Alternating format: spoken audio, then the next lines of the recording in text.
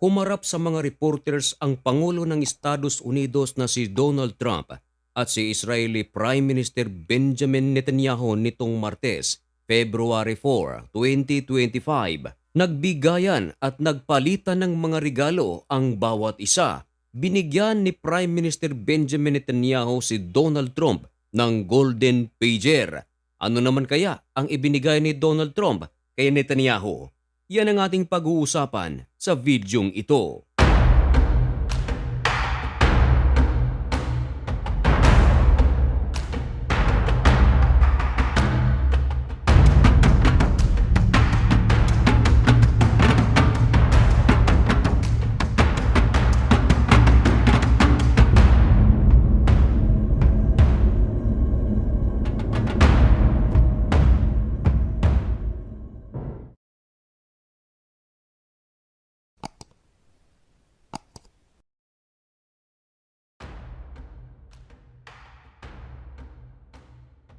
Maligayang pagbabalik mga kaibigan. Ngayon ay February 7, 2025. Napakainit ng balita na ating ihahatid sa inyo mga kaibigan sapagat pinag-usapan ang pagtatagpo ng US President na si Donald Trump at Israeli Prime Minister Benjamin Netanyahu sapagat hindi lang basta-basta na nagtagpo ang dalawang ito. Maraming mga bagay na pinag-usapan kasama ng pinag-usapan ang pagpupurchase ng Amerika ng maraming Iron Dome sa Israel. And of course, nabatikos ng husto si President Donald Trump dahil sa sinabi nito na ang mga Palestinian na nasa Gaza ay ililipat sa Ehipto at Saudi Arabia at nadamay rin dito si Prime Minister Benjamin Netanyahu. Inakusahan ng mga Palestino si Benjamin Netanyahu na nakikipagsabuatan kay Donald Trump na paalisin ang mga Palestinian sa Gaza.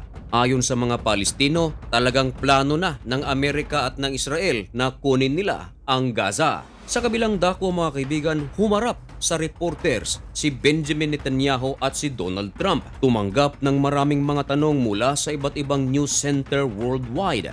At isa pa sa pinag-usapan mga kaibigan, ang pagpapalitan ng regalo ng dalawang taong ito. Binigyan ni Benjamin Netanyahu si Donald Trump ng Golden Pager.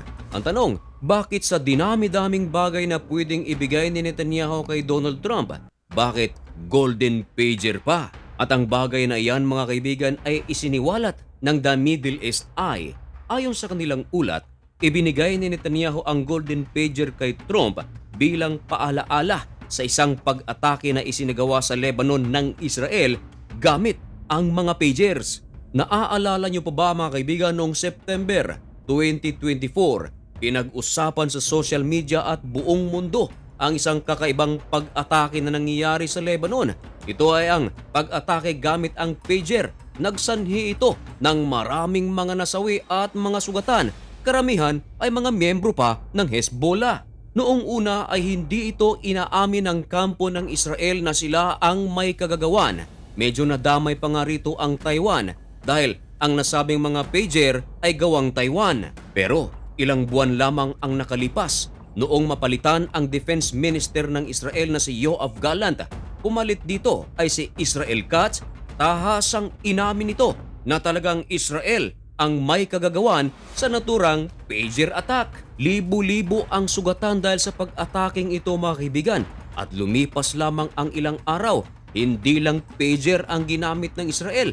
Gumamit na rin ito ng walkie-talkie. Mga kaibigan, 39 katao ang kumpirmadong nasawi sa isang pagsabog lamang. Ngayon, kinumpirma ni Netanyahu, hindi siya nagpatumpik-tumpik na talagang nagbigay siya ng Golden Pager kay Trump. Ang larawan na inyong nakikita ngayon ay ang aktual na regalo ni Netanyahu kay Donald Trump.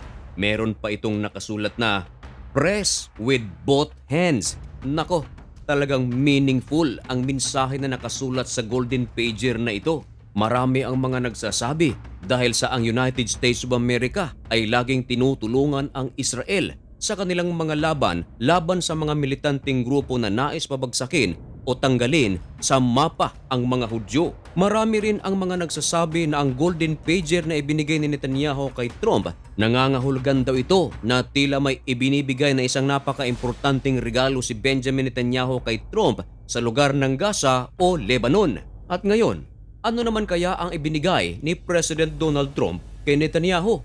Ayon sa ulat ng Channel 12 ng Israel, si President Donald Trump ay nagbigay kay Netanyahu ng larawan. Larawan na kung saan nakabida si Netanyahu at si Trump, at ipinaliwanag pa ni Donald Trump kung ano ang kahulugan ng kanyang ibinigay kay Netanyahu. At ayon kay Donald Trump, tinawag niya si Netanyahu bilang great leader at sa kanyang dedikasyon sa pagdepensa sa kanilang bansa at sa operasyon na kanyang ginawa sa Gaza at sa Lebanon. At talagang binanggit ni Donald Trump, mga kaibigan, ang isang kakaibang pag-atake ng Israel sa Lebanon. Ito nga yung gamit ang pager at walkie-talkies. Para sa kaalaman ng karamihan, si Benjamin Netanyahu ang pinakaunang foreign leader na nakatungtong sa White House mula nang muling naupo si President Donald Trump bilang Pangulo ng Estados Unidos. Siya rin ang pinakaunang naimbitahan nito. Hindi rin naiwasang banggitin ni President Donald Trump ang 75 na mga Israeli na nasawi mula nang muling magkabakbakan ang Israel, Hamas at Lebanon. 50 rito ay mga Israeli soldiers. Ano ang inyong masasabi tungkol sa usaping ito, mga kaibigan? Ipaalam ang inyong mga komento dyan sa comment section at malugod ko po iyang babasahin. At mga kaibigan, antabayanan lamang ang mga susunod at pinakabagong pangyayari sa Middle East, sa Israel at sa ibang panig man ng mundo. Dito lang sa Usapang Banal. Kaya para maging updated ka, baka naman pwedeng makahingi ng kaunting pabor. I-subscribe mo na rin ang napakaliit nating channel na ito. Hanggang dito na lamang muna ang video ito. May God bless you and thank you so much for watching. Goodbye